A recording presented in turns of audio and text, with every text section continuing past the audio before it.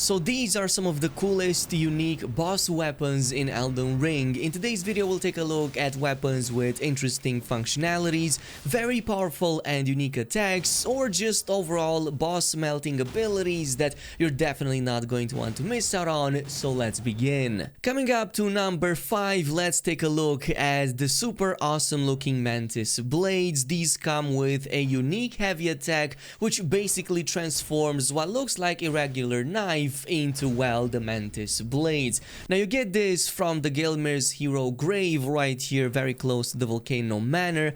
Basically, after finding Lusat's body and the set of grace, make her way in the temple all the way down with the chariot, and from this point on just make her way down these tunnels, avoiding the lava up until you reach this bridge and jump down on one of these edges, or if you're like me, get pushed down by the chariot and somehow live, because right beneath down here in one of these kind of like arches there's going to be a shade enemy that once you defeat them they will drop the really awesome looking Mantis blades. Now, I'm not sure if this is From Software's nod towards Cyberpunk 2077, because there's been a number of games with their own versions of Mantis blades, but this one does have a purpose, and when you use the R2 heavy attack, it fully extends its reach, almost doubling it and kinda making this retractable portion of the sword appearing to deal extra damage. It's not just good for extra reach, it's also amazing at stunning enemies as long as you do it before they hit you.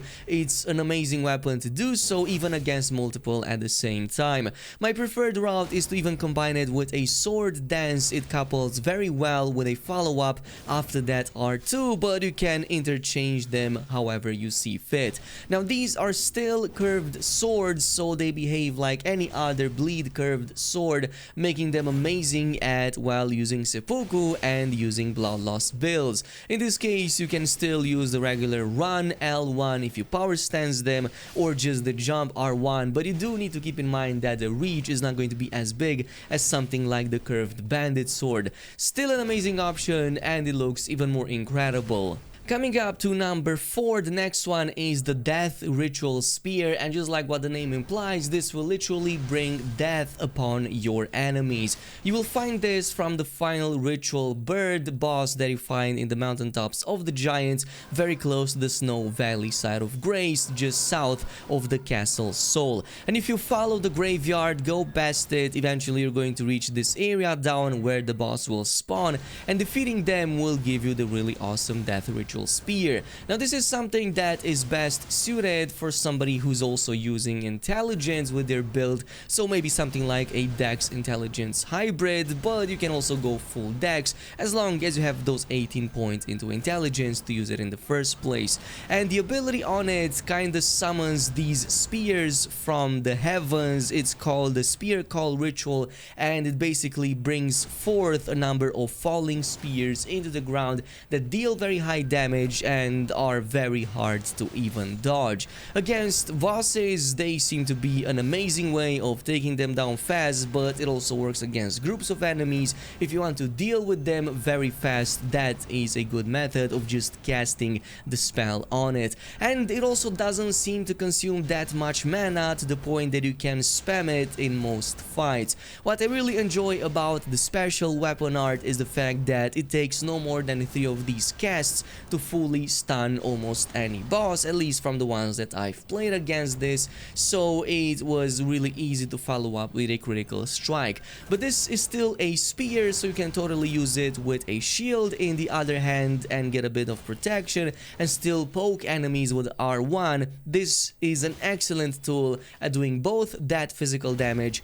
and the special weapon art. Coming up to number 3, the next one is going to be the Spinning Disco Great Spear called Siluria's Tree, which has an amazing poke ability but also a holy range spell attack. Now, you get this from the Nameless City side of Grace. Following from this point on, just go past this waterfall, jump down here and follow up next until you see the torrent up ahead, and use that to jump up, because here is where you'll have to fight the boss that has the same name from the weapon. So basically just go ham in. They are hard to to interrupt, but if you defeat them, they will drop the really awesome Siluria's tree.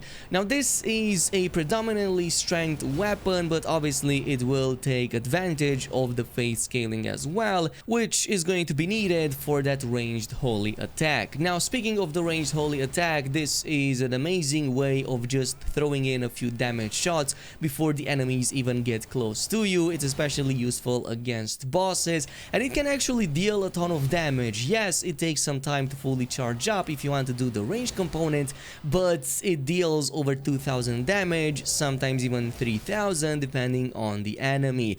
But it's also good at poking enemies. If you use it with a shield, you can press the R1 and most of your attacks are a poke. Even when running and following with a heavy, you're doing this kind of like charge with the spear that also deals damage and further pushes enemies back. Or if you don't feel like charging up the entire weapon art, you can just fast cast it, and this is going to remove the range component, but instead you're going to deal an AoE right in front of you that deals holy damage and also takes quite a few thousands of the enemy's HP. Yeah, the only downside to this is that it's slow to cast, but otherwise it's an amazing option for anybody who's playing a strength faith hybrid. But this brings us to number 2, and awesome pair of Stormhawk axes that you can get quite early in the game if you're willing to kill a certain character, or much later if you don't want to do that. But basically, if you already killed Godric and are back at the round table hold, if you talk to Nepheli, eventually she's going to make her way to the village of the Albinorics, and if you encounter her over there, you can kill her right away and already get the 2 pairs of the Stormhawk axe. Otherwise, you can go in Lindell at the fortified manor. Just open up the door here to the right side on the first floor and make your way in the big courtyard, and there's going to be one of these axes upon this corpse, and I'm pretty sure that there's a second one that you can also get from one of these courtyards in Castle Sol much later in the mountaintops, but that's totally your decision. Now the weapon art on this is called Thunderstorm, and it's just as impressive as the version that Nepheli was casting if you summoned her against Godric.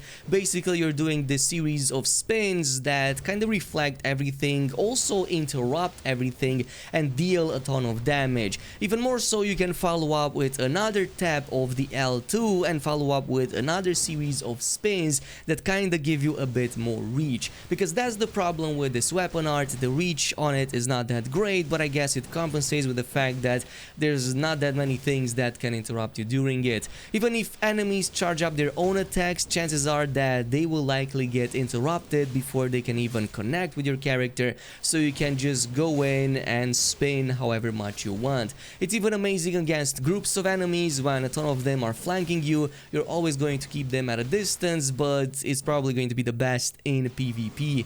In case anybody even gets close to you, you're going to be able to constantly interrupt them, and eventually if you follow up with the other L2, you're going to more than take them down before they even get a chance to fully dodge away. And finally, to number 1, probably the best weapon on today's list is, well, the Rotten Battle Hammer. You find it very close to the Consecrated Snowfield. There's going to be one of these Rotten Duelists that you can go ahead and defeat right here onto the left side of the Consecrated Snowfields, and they will drop the helmet as well as the Battle Hammer right away.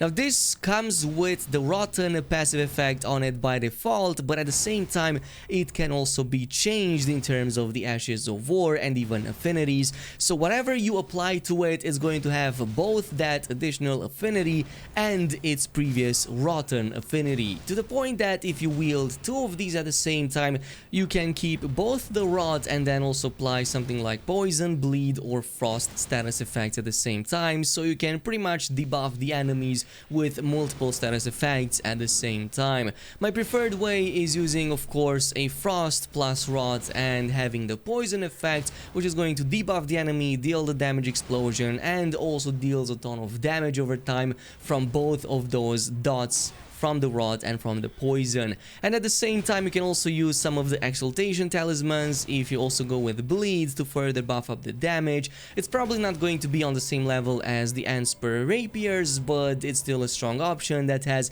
a lot more stuns for your builds. I especially like this against bosses with large HP pools because you can fully debuff them and then just let them die because you don't need to intervene from this point on. Overall, a very strong selection of weapons, but as always, totally let me know down below which one of these do you find yourself using the most, or do you have any favorites. In the meantime, thanks so much for watching, and I'll see you guys in the next video.